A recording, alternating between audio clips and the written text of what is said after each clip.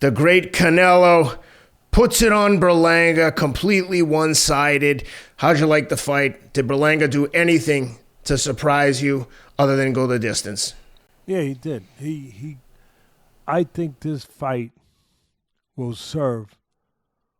We didn't know much about Berlanga other than he's young, he's undefeated, he's from Brooklyn, he's got talent, and he was a decent amateur. Not an Olympian, but a good amateur. But we didn't know anything else about him. We didn't know, if he belonged, anything else. He didn't know, quite frankly, either. But I think this fight is the kind of fight, the way I watched it through the prisms of my eyes, my experience, that will make Berlanga, if it's in his genes, if it's in his destiny, if it's in his future to be a really, I'm not going to say great, but to be a special fighter, to be a champion, this fight will help do that. There was one thing that was stopping him. A great Canelo. I'm going to give him credit. I know I never give Canelo, people don't think I give him enough credit. I do what I believe is right to do. I don't think he's the greatest Mexican of all time because I don't think that the fans know how many great Mexicans there really are. I don't think they understand the history of their own country. I really don't. When they argue with me of how many great Ruben Olivares, Salvador Sanchez, Chavez Sr. I could go on for an hour. I'm giving all the flowers that Canelo deserves. He was terrific. His short punches, his inside fighting, his defense, his chin when he did get hit with an uppercut with the bigger guy. He's got one of the great chins in boxing. His sense of where he is. Again, his understanding that he had to start fast. His understanding he had to send a message. Just beautiful. Beautiful work on the inside. Short punches. Accurate. Educated. Well-placed. That left hook was a thing of beauty. It was a thing of beauty. He snuck into the range of the bigger man, got into the pocket, got into the eye of the storm, nice and calm in a dangerous area, and he waited for unbelievable. Only great fighters can do this. Calm fighters, experienced fighters, special fighters. And I'm giving him his due. He waited for Berlanga to start the right hand, started, boom! He knew there would be a little hole, there would be a little space created. Not everyone could stand in there and take that risk. Like the great baseball batter that could stand at the plate with the ball coming 100 miles an hour and wait till the last second, where the ball shows where it's going because it's going to break. The ball's going to break. The good pitches, it breaks. Otherwise, you're not going to be in the big leagues even if you throw 100, if the ball doesn't move. And the great batters, they wait with the ball coming 100 miles an hour. They wait. And at this last split millisecond, as it breaks, bang, they get it around. That's what he did. He stayed at the plate. He stayed right in there in that uncomfortable, scary environment, dangerous environment. And just as the right hand was starting to be thrown, there was a little space, pop, right, a little space, bang! Short, beautiful, explosive, left hook, drops him, sends the message. You're in different waters, pal.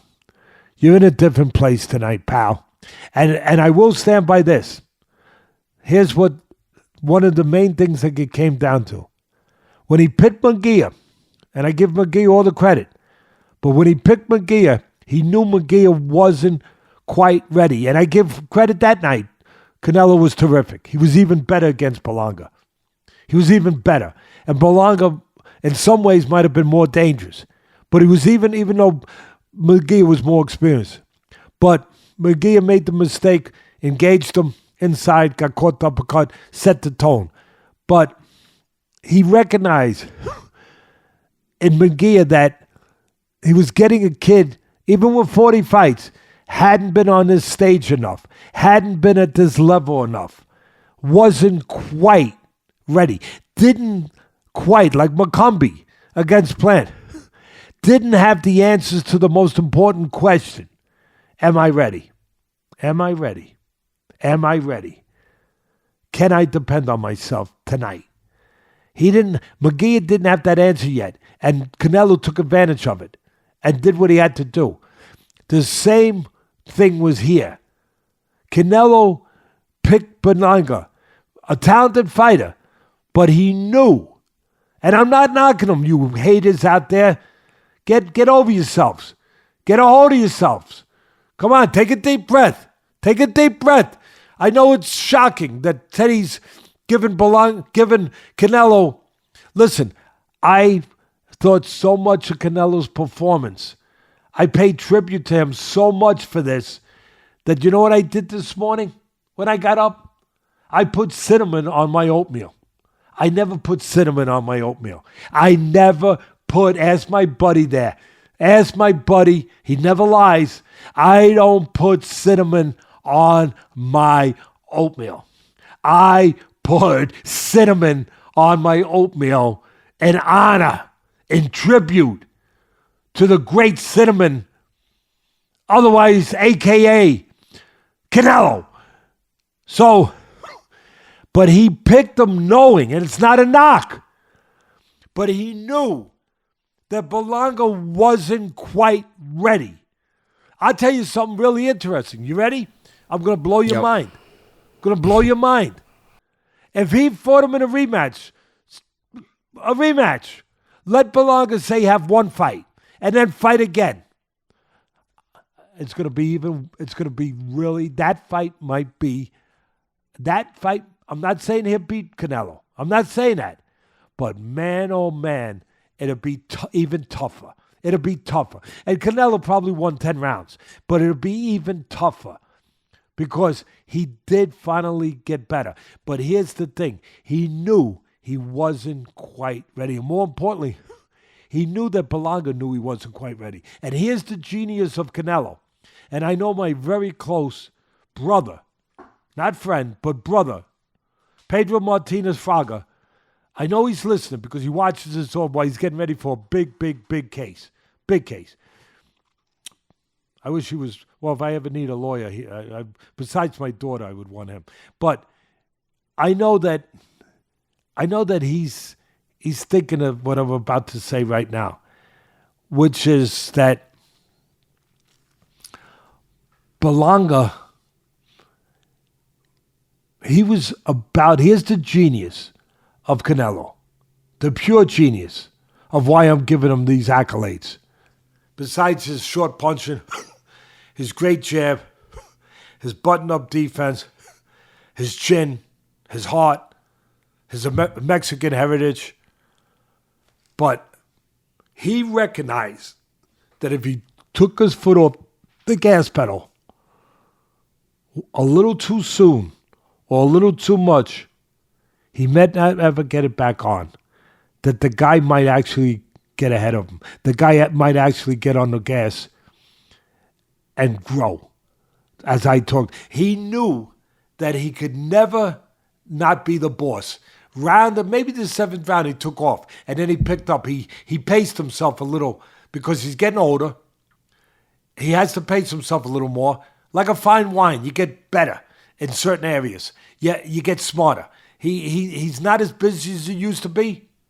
He doesn't put the punches together as much, but he does everything else the way that he needs to do it at this age. He makes you fight his fight, and he keeps control of the fight. And what he did, that is the genius I'm talking about here, is that every time Berlanga was trying to garner a little confidence, a little momentum, he nipped it in the bud. He never let it get going. He never let it grow. He never let it really get started. He would get right on him, bang, bang, hook to the body, uppercut, right hand. He would just step it up. He stayed ahead. He knew he had to stay ahead. He couldn't fight from behind for a minute. If he fought from behind, with this guy, with his ability to grow and to do damage, if he fought from behind for 30 seconds, he might have given Berlanga a chance to grow to a level that the fight would have been a lot harder. He never allowed that. And I recognize that. I don't know if other people did. And I'm giving him credit because I recognize that. Where Berlanga, where he's trying to get started, and the jab would stop him. The body shot would send a message. The uppercut, the pressure. The attitude. Where Berlanga was almost starting to go down a bad road later in the fight when he started to try to headbutt him. And maybe that was starting to show deterioration mentally. A little bit, yeah, a little bit.